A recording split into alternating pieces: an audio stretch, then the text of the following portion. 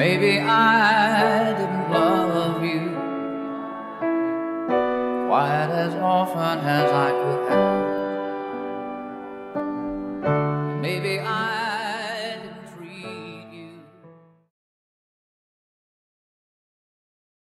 Nanay, tatay, gusto kong tinapay. Ate, kuya, gusto kong kape. Teka, ano pang lalaroin natin? Sandali lang, ano pangalan na aso mo? Ito, si Putol. At si Pedro. Ito, si Taruray.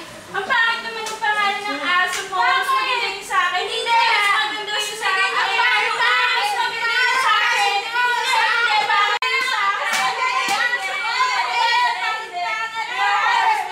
sa akin? Bakit ang lalaki ng laruan nyo? Ito na lang isa inyo. Akin to. Bakit yung silbahe mo? Hindi. Silbahe ka! Susumbong natin siya kay Lola. Ano ba kayo? Gusto kayo umiyak? Sino sa mga Lola? Oo, Leo. Hey, ang ingay nyo! Makabuluhan niya! Ang ingay nyo! Bakit? Ayun! Ba't kayo umiyak? Lola, inaway kami ni Banda! Pinagbigay yung aso namin! Ganda! Ibalik mo na sa amin! Oy! Ganda! Ibalik mo na! Bilis! Mga loser! Oo! Huwag na kayo umiyak! Nagkwento lang kayo ni Lola! Lola, nagugutom po kami! Antay gusto po namin ng maraming mga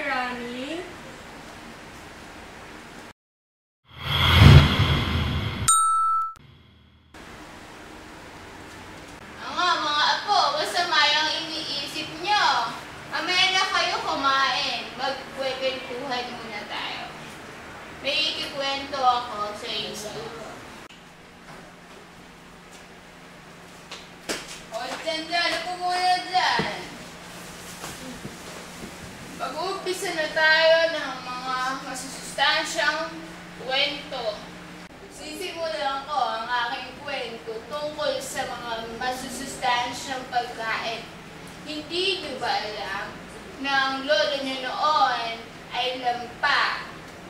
Ngayon, nag-isip siya ng paraan upang maging malusog at malakas siya.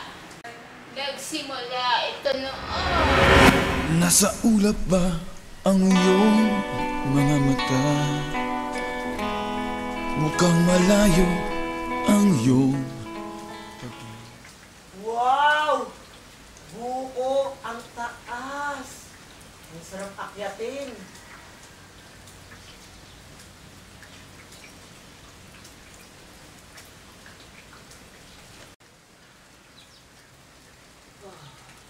Tonyo! Oo nga pala! Utos ni Basyang! Lintik na buhay ito. Ay siya. Kailangan ko ng bilao. Ay, nasa kayo mga tinanim ko? Tatandaan ko, dito, yun!